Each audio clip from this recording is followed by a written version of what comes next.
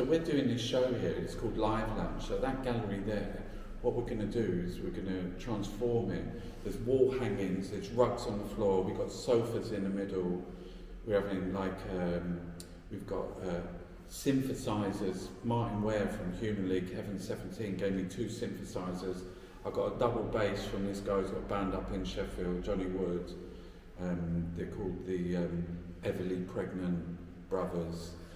And we got like loads of instruments and recording equipment. And what we want to create is not an exhibition as such.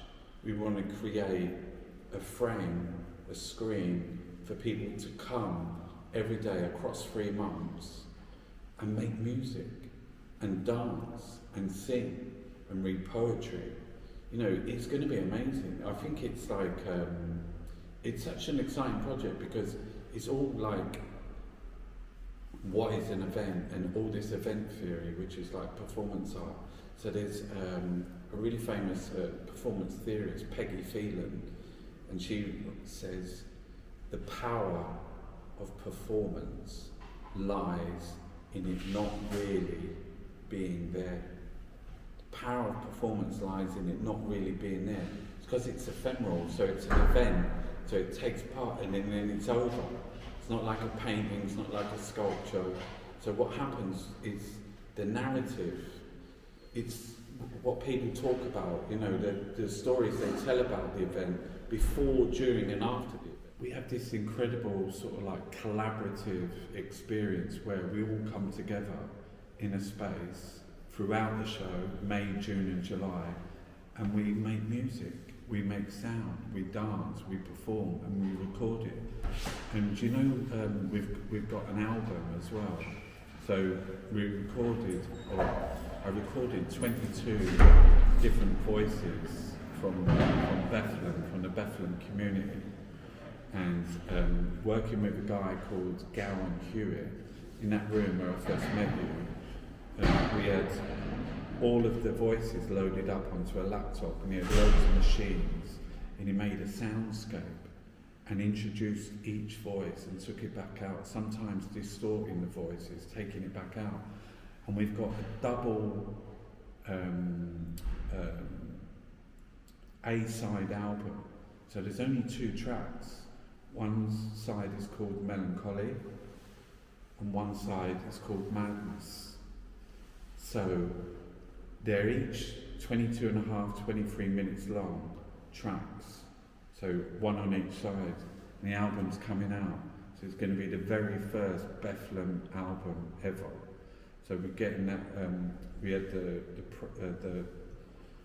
test press the other day, we listened to it, and that's gone off to be made and put into sleeves with all the artwork from all of the, lots of people painted artwork, so that's on the album cover as well. So, have you got performers going to come in and we've got, or will it be an open? It's an open, so we've got different events. So at the opening, we're all performing, all the Bethlem artists. We've got Finn, we've got Barrington, who are extraordinary, and we've got like some people that helped us, like Meat Raffle Warren from Meat Raffle, which is a really big band, and it's opening on the 7th of May. On the 8th of May, we got Martin Ware coming from Heaven 17, Temptation, Human League, and Martin's coming to do a lecture workshop. So he's doing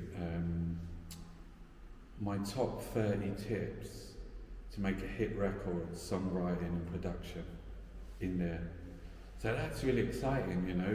He's going to give away all that knowledge, but he said to me that he delivers it to MA students. And then we've got we've got lots of people coming like over the course, but we have a big festival as well on June the 8th, which is going to be outside, so it's like our little Glastonbury, do you know what I mean, outside. But in reality it'd be just like picnic blankets and like a little sound system, do you know what I mean? We'll all be round in a circle having some food. It'd be our Bethlem festival. Yeah, I've got Jules Cunningham as well coming. Jules is like, they're a dancer and from Sadler's Wells, and going to do a workshop. for people who can't dance. So there's this idea, you know, like you can go to a place shop, it's got black and white floor, they dim the lights, there's alcohol, there's music, and they say, should we go and have a dance on the dance floor? No, I'm not dancing. No, I can't dance. Why? You know, after all these conditions, this whole place, this temple of fucking music and with the dance floor, they've even dimmed the lights so no one can fucking see you. But still you won't dance. And this is because a lot of creative practices are quite shame-based. That from a very early age, like when we're painting 8, 9, 10, 11, when we're in primary school, and you do a painting, because it happened to me, I was doing a painting, this guy comes and says, what's that? It's actually my cousin. I said, what's that? Says a boat. A boat? That ain't a boat. And he called it like my other classmates. Look at that, he's saying, look at the state of that. You know, so there's this inherent thing that when we're younger, that we're told not to do that. And that's, you know, like there's loads of people that are autistic, that are in jails and that, because behaviour in society, you know, is very restricted. You can't dance in public. Otherwise, what you know, you can't do that. People laugh at you, or like there's that thing. And if someone does that, well, why are they doing that? You know, so we're here to sort of like drop the boundaries. Do you know what I mean? So we're going to do a thing called people who can't dance. But really, it's about shame and about losing shame. Do you know what I mean? And having, you know.